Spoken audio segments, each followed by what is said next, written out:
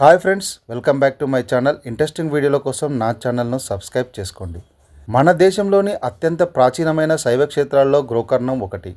పవిత్రమైన త్రిస్థలాలలో గోకర్ణం ఒకటి. మిగతా రెండు వారణాసి, రామేశ్వరం. గోకర్ణ క్షేత్రానికి పడమట అరేబియా సముద్రం, తూర్పున సిద్ధేశ్వర క్షేత్రం, ఉత్తరాన గంగావళి నది, దక్షిణాన ఆగా నళిని నది ఉన్నాయి. ఇలా ప్రకృతి రమణీయతతో అలరాడుతుండే ఈ క్షేత్రంలో శివుని ఆత్మలింగం ప్రతిష్టమైనది. పూర్వం రావణాసురుడు శివుని గురించి ఘోరమైన తపస్సు చేయగా అతని తపస్సును మెచ్చి ప్రత్యక్షమైన శివుడు వరాన్ని కోరుకోమన్నాడు. అప్పుడు రావణాసురుడు తనకు ఆత్మలింగం కావాలని కోరాడు. అందుకు ఓ నిబంధన విధించిన శివుడు రావణాసురుడికి ఆత్మలింగాన్ని ఇచ్చాడు. ఆ నిబంధన ప్రకారం రావణాసురుడు లంకకు వెళ్లేంత వరకు ఆత్మలింగాన్ని నేలపై దించకూడదు. ఆత్మలింగాన్ని అందుకున్న రావణాసురుడు లంక వైపు పరుగులు తీయసాగాడు. ఆత్మలింగం రావణాసురుని దగ్గరే ఉంటే లోకాలన్నీ అల్లకల్లమైపోతాయని కలత చెందిన దేవతలు తమను కాపాడవలసిందంటూ విష్ణుమూర్తి, బ్రహ్మ, విఘ్నేశ్వర తదితర దేవులను వేడుకోగా గణపతి చిన్న పిల్లవాడి వేషంలో రావణాసురుడికి మార్గమధ్యంలో ఎదురవుతాడు. సరిగ్గా అప్పుడే విష్ణుమూర్తి తన చక్రాయుధాన్ని సూర్యునికి అడ్డంగా పెడతాడు. సాయంత్రం అవుతుందనుకున్న రావణాసురుడు సంధ్యావందనాన్ని నిర్వర్తించాలనుకుంటాడు. అయితే అతని రెండు చేతులు శివుని ఆత్మలింగం ఉంది. అప్పుడు అటుగా వస్తున్న బాలరూపంలో వచ్చిన వినాయకుని చూసిన రావణాసురుడు కాసేపు ఆత్మలింగాన్ని పట్టుకోమని తాను సంధ్యావందనం చేసి వస్తానని అభ్యర్థిస్తాడు. అందుకు ఒప్పుకున్న బాల వినాయకుడు తాను 3 సార్లు పిలుస్తానని, అప్పటికీ రావణ రాకపోతే ఆత్మలింగాన్ని కింద పెట్టేస్తానని చెబుతాడు. వేరే దారి లేని రావణాసురుడు వినాయకుడి నిబంధనలకు ఒప్పుకొని సంధ్యావందనం చేసుకోవడానికి వెళ్తాడు. అయితే రావణాసురునికి ఏమాత్రం అవకాశం ఇవ్వని వినాయకుడు గబగబా 3 సార్లు రావణాసురుడిని పిలిచి ఆత్మలింగాన్ని నేలపై పెట్టేస్తాడు. రావణాసురుడు ఎంతగా పరుగులు పెట్టి వచ్చినప్పటికీ జరగాల్సింది జరిగిపోతుంది. ఆ సంఘటనకు కోపగించుకున్న రావణాసురుడు బాల వినాయకుని తలపై ఒక ముట్టికాయ వేస్తాడు. ఫలితంగా గణపతి తలపై నొక్కు ఏర్పడుతుంది. ఆ నొక్కును ఇప్పటికీ ఇక్కడున్న మహాగణపతి ఆలయంలోని గణపతి విగ్రహానికి చూడవచ్చు. ఆ తర్వాత రావణాసురుడు ఎంతగా ప్రయత్నించినప్పటికీ ఆత్మలింగాన్ని పైకి లేవలేకపోతాడు. ఆత్మలింగాన్ని తీసుకువచ్చిన పెట్టెను ఉత్తరం వైపు నుంచి లాగుతాడు. అది విసురుగా వెళ్ళి దూరంగా పడిపోతుంది. అక్కడ సజ్జేశ్వర లింగం వెలుస్తుంది. పెట్టె మూతపడిన చోట గుణేశ్వర లింగం ఉద్భవిస్తుంది. లింగంపై కప్పబడిన వస్త్రం పడిన చోట మురుడేశ్వర లింగం వెలుస్తుంది. పెట్టెను కట్టిన తాళ్ళు పడిన చోట దారేశ్వర లింగం ఉద్భవిస్తుంది. ఈ లింగాల మధ్య స్వామివారి ఆత్మలింగం మహాబలేశ్వర లింగంగా గోకర్ణంలో వెలుస్తుంది. ఆత్మలింగంతో ముడిపడిన 5 క్షేత్రాలను శైవ పంచక్షేత్రాలని పిలుచుకుంటుంటారు. ఇంకొక కథనం ప్రకారం పాతాళ లోకంలో తపస్సు చేసి భూలోకానికి వస్తున్నప్పుడు భూమాత గోరూపాన్ని ధరించిందట.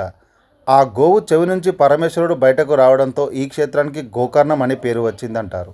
కాళిదాసు తన రఘువంశం కావ్యంలో ఈ క్షేత్ర ప్రస్తావన చేశాడు. క్రీస్తు శకం 7వ శతాబ్దంలో ఈ ప్రాంతాన్ని పరిపాలించిన హర్షవర్ధనుడు నాగానంద కావ్యంలో ఈ క్షేత్రం గురించి వివరించాడు. ఈ గోకర్ణం క్షేత్రాన్ని విజయనగర రాజులు అభివృద్ధి చేశారు. క్రీస్తు శకం 1665వ సంవత్సరంలో ఛత్రపతి శివాజీ ఈ క్షేత్రాన్ని దర్శించుకొని పూజలు చేశాడట. గోకర్ణంలో ప్రధానాలయం శ్రీ మహాబలేశ్వర ఆలయం. ఈ ఆలయంలో స్వామివారిని దర్శించుకునే ముందు భక్తులు కోటి తీర్థంలో స్నానం చేస్తారు. కోటి తీర్థంలో స్నానం చేస్తే 7 రోగాలు నయమవుతాయని ప్రతీతి. కోటి తీర్థంలో స్నానం చేసిన తర్వాత భక్తులంతా పక్కనున్న సముద్రంలో స్నానం చేస్తారు.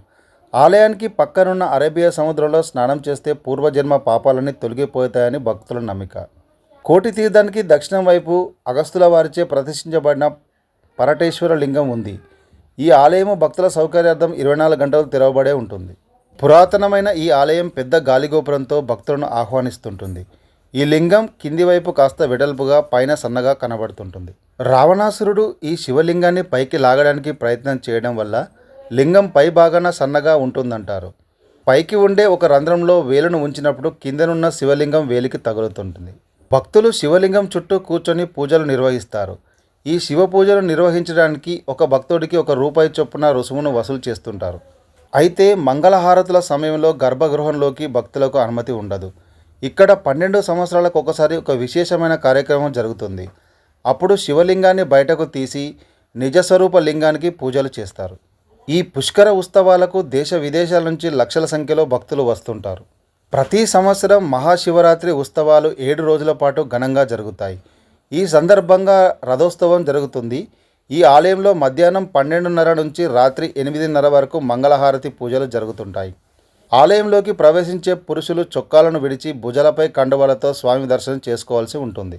ఈ మహాబలేశ్వర ఆలయ ప్రాంగణంలో ఉత్తరం వైపున ఈ ఆలయం ఉంది. ఈమె మహాబలేశ్వరుని పత్ని. ఈమె బ్రహ్మదేవుని కుడి చేయి నుంచి ఉద్భవించిందని చెబుతారు. ఈ దేవి తపస్సు చేసి రుద్రుని వివాహం చేసుకుంటుంది. ఈ ఆలయం ఉదయం 6 గంటల నుంచి మధ్యాహ్నం 12:30 గంటల వరకు, సాయంత్రం 5 గంటల నుంచి రాత్రి 8:30 వరకు తెరిచి ఉంటుంది. ఇంకా ఈ క్షేత్ర ప్రాంగణంలో భద్రకాళి, కాలభైరవ, శ్రీకృష్ణ, నరసింహస్వామి దేవాలయాలు ఉన్నాయి. నేత్రాసురుడు అనే రాక్షసుని సంహరించేందుకే త్రిమూర్తుల శక్తితో భద్రకాళి ఉద్భవించారట. అమృతమథనం జరుగుతున్నప్పుడు దేవతలు ఇక్కడకు వచ్చి ఆత్మలింగానికి పూజలు చేయడం వల్ల వారికి అమృతం లభించిందని ప్రతీతి. గోకర్ణంలో బస చేసేందుకు హోటళ్ల సౌకర్యం బాగానే ఉంది. గోకర్ణం బెంగళూరు నుంచి సుమారు 450 కిలోమీటర్ల దూరంలో ఉంది. హబ్లీ, ఉడిపి, మంగళూరు, బెల్గాం నుంచి ఇక్కడికి బస్సు సౌకర్యం ఉంది. కొంకణి రైలు మార్గంలో గోకర్ణ రోడ్డు స్టేషన్కి ఆలయానికి 5 కిలోమీటర్ల దూరం ఉంటుంది.